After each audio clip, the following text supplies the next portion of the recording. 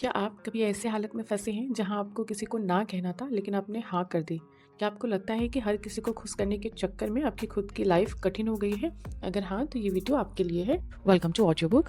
आज हम बात करेंगे डेमन जेरियट्स की book the art of saying no के बारे में, जिसमें हम जानेंगे कि कैसे सही समय पर ना कहने से हमारी ज़िंदगी बेहतर बन सकती है। कभी आपने सोचा है कि ना कहना ज़रूरी क्यों होता है? हाँ कहने की आदत हमें क्यों हो जाती है? क्योंकि हमें डर लगता है कि कोई बुरा मान जाएगा। इसीलिए हम हमेशा ना कहने से पहले डर जाते हैं और हाँ बोल देते हैं। कभी-कभी हम इस गिल्ट को भी महसूस करते हैं कि अरे ना कहने से तो हम बहुत सेल्फिश दिख सकते हैं। क्योंकि हमने बचपन से ही सीखा है कि दूसरों को खुश रखना चाहिए और इसी खुश रखने के चक्कर में हम हमेशा हाँ बोल देते हैं। हमें नहीं पता होता है कि ना कैसे कहें। लेकिन क्या आपने ये सोचा है कि हर बार हाँ कहने से आपकी ज़िंदगी पर क्या असर पड़ रहा है? क्योंकि हाँ कहने के बहुत सारे नुकसान भी होते हैं। जैसे आप अपना समय बर्बाद करें, दूसरों के कामों में उलझ कर अपनी प्रायोरिटीज़ को भूल जाते हैं, अपने ज़रूरी काम करना भूल जाते हैं। आपको कितना सारा मेंटल स्ट्रेस होता है जब आपको पता है कि आपका काम बहुत इंपॉर्टेंट है, बट सिर्फ दूसरों की वजह से आपका वो इंपॉर्टेंट काम छूट जाता है। आप ज़बरदस्ती की कमिटमेंट करते हैं जिसकी वजह से आपका मेंटल स्ट्रेस बढ़ जाता है। जब लोग ये जानते हैं कि आप हर बार हाँ ही कहेंगे, तो वो आपको हल्के में लेने लगते हैं और आपका फ़ायदा उठाते हैं। अपनी ज़रूरतों को अनदेखा करने से आपकी लाइफ अनहेल्दी हो जाती है, जीवन का सारा संतुलन बिगड़ जाता है। अब ना क्यों कहें? ना कहने के भी अपने फ़ायदे हैं।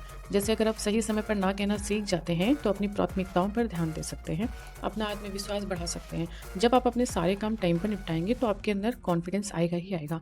लोग आपकी बात को गंभीरता से लेंगे।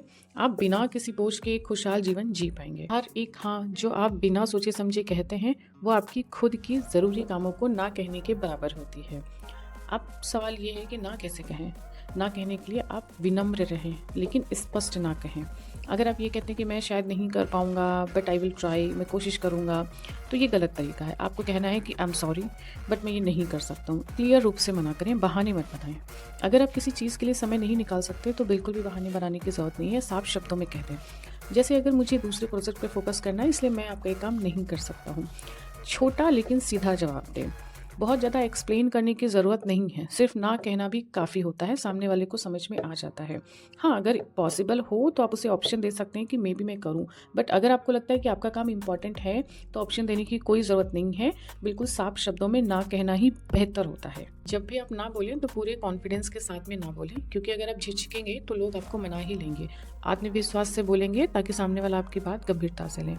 कभी-कभी हमारे सामने ऐसी परिस्थितियाँ आ जाती हैं कि समझ में नहीं आता कि ना कैसे कहें। जैसे दोस्त बार-बार पैसे माँग रहा है, क्या कहना चाहिए? साफ कहिए कि मुझे माफ़ करिए, मेरे पास अभी बिल्कुल भी पैसे नहीं हैं और मैं आपको उधार नहीं दे सकता हूँ। जब ऑफ़िस में एक्स्ट्रा वर्क दिया जाए तब आपको क्या करना चाहिए?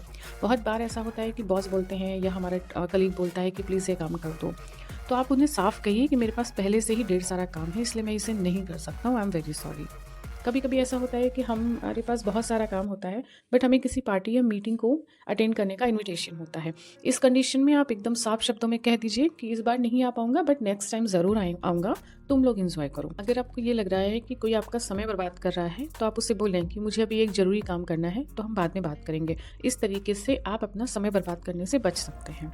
मानसिकता में बदलाव लाना बहुत ज़रूरी होता है। ना कहने से आप स्वार्थी नहीं होंगे, बल्कि ये समझ में आएगा कि आपकी प्रायोरिटीज़ आपके लिए कितनी ज़रूरी हैं। जो लोग आपकी कद्र करते हैं, वो आपकी चीज़ों को समझेंगे ज़रूर। हर एक हाँ की कीमत होती है समय, ऊर्जा और मानसिक शक्ति। सही समय पर, सही जगह पर ना कहने से आपकी हाँ की वैल्यू बढ़ जाती है।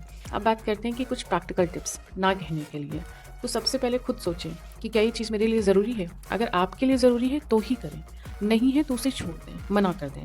अपनी लिमिट्स डिसाइड करें, हर चीज़ के लिए हाँ ना कहें। दूसरों की ज़रूरतों को खुद पर हावी ना होने दें। सपोज़ आपकी फ्रेंड के लिए कोई ज़रूरी चीज़ है या आपके रिश्तेदारों में किसी के लिए कोई ज़रूरी चीज़ है, तो वो ज़रूरी नहीं है कि आपके लिए भी उतनी ज़रूरी हो। तो अपनी प्राथमिकताओं को सबसे पहले तय करें। ना कहने के बाद कभी भी गिल्टी फील ना करें। जिस चीज़ के लिए आपने ना कही है, वो आपके लिए उतनी ज़रूरी नहीं थी जितना कि दूसरों के लिए थी। बी श्योर कि आप अपनी ना कहने की आदत को मजबूत करें। तो सबसे बड़ी बात है कि ना कहना सीखना आपकी ज़िंदगी को बदल सकता है। अगर आप बिना सोचे समझे हाँ कहते रहेंगे, तो आपकी ज़िंदगी पर दूसरे लोगों का ही राज हो जाएगा, वो आपके ऊपर हावी हो जाएंगे। सही समय पर सही तरीके से ना कहने से आपकी प्राथमिकताएं सही रहेंगी, मानसिक शांति बनी रहेगी और लोग आपकी कद्र करेंगे। याद रखें कि आपका समय आपका सबसे बड़ा इन्वेस्टमेंट है, इसे फालतू चीज़ों पर वेस्ट ना करें। अगर आपको ये वीडियो पसंद आया हो तो इसे लाइक, शेयर एंड सब्सक्राइब ज़रूर करें। Thank you so much. मिलते हैं नेक्स्ट वीडियो में।